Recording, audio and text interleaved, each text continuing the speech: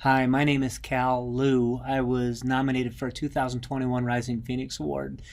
I was nominated for the life transitions, including a challenging parenthood situation, an emerging self awareness, and for starting a business. So here's my story. It goes back a ways. I found myself in a marriage that couldn't be saved. We'd been married for 5 years, and we did everything we could to save the marriage, but it just could not be saved. We had a daughter at the time who was very young, and the way that this went down is a big part of what made things so hard.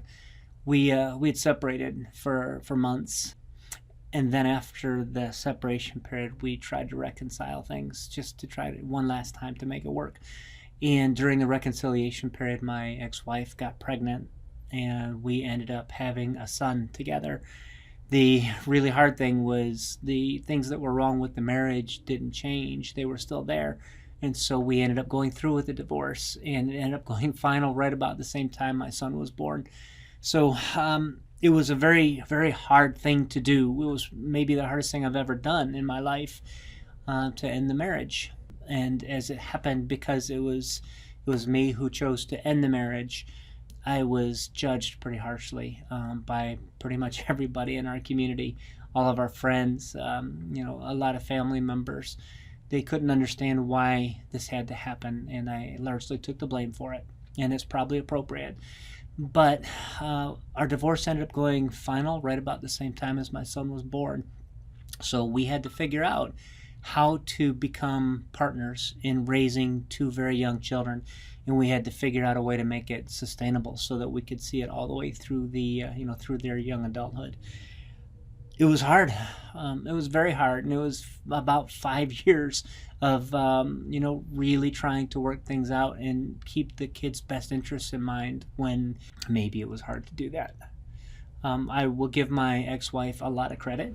We struggled our way through it together, and she learned to forgive me, and she learned to let go, and we actually did become very, very good parents.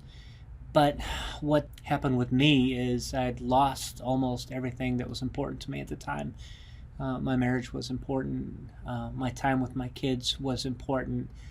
Being the best dad I could be was super important. I lost prestige. I lost friends. I lost money. I lost, the lifestyle that I built.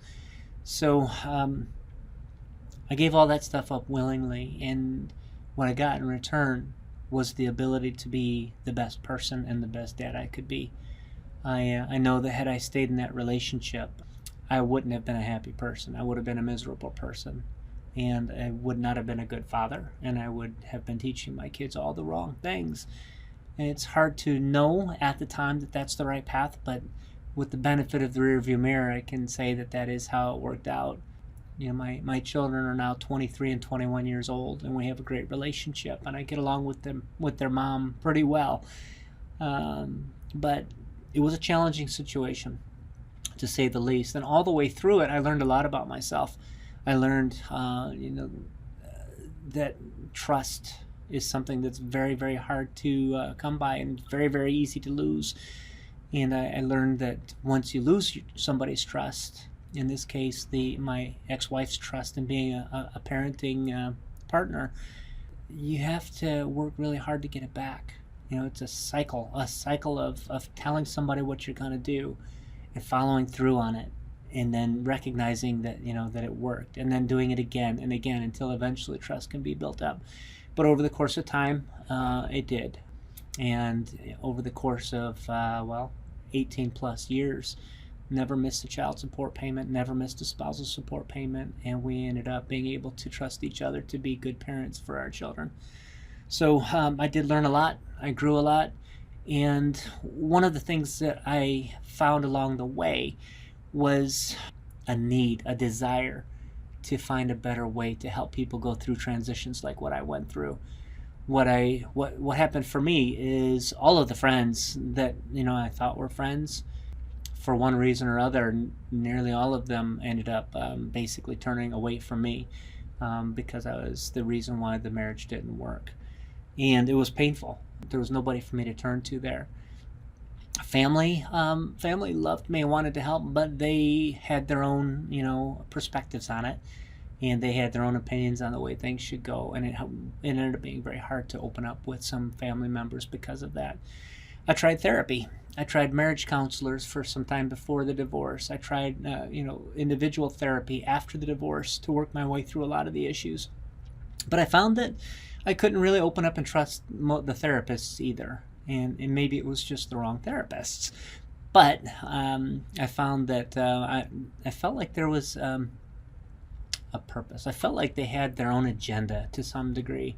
And I just felt like I really couldn't open up there either. So I found myself feeling very isolated. I felt like I was alone on an island somewhere and I had to figure it out for myself. And largely that's what I did. But then, back at that time, it just struck me as horrible that somebody should have to feel so alone when they're going through their worst times. And maybe that was me.